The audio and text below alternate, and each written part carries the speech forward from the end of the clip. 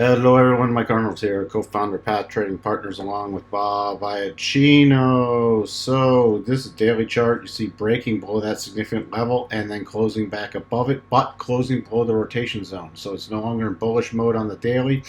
It's gone to neutral mode. 4-hour chart is in bearish mode. You're getting some separation with the rotation zone. So you have neutral on the daily, 4-hour bearish. If we rally, we don't have a lot of separation, so the areas I'll be watching are right around about 140, 1450, and then to 1500, 1498. So I'd just go up to 1500. Those are these key levels sitting right at the 50-period exponential on the 4-hour chart. You see dipping below that significant level, dipping below it, and closing above it.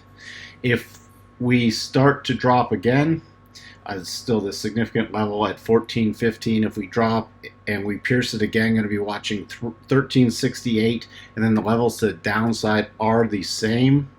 So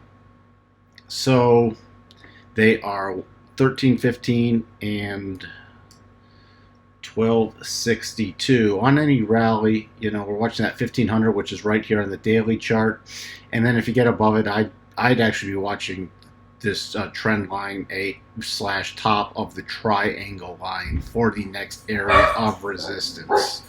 That's what we have for you on Tesla. We'll talk to everyone soon. Bye for now.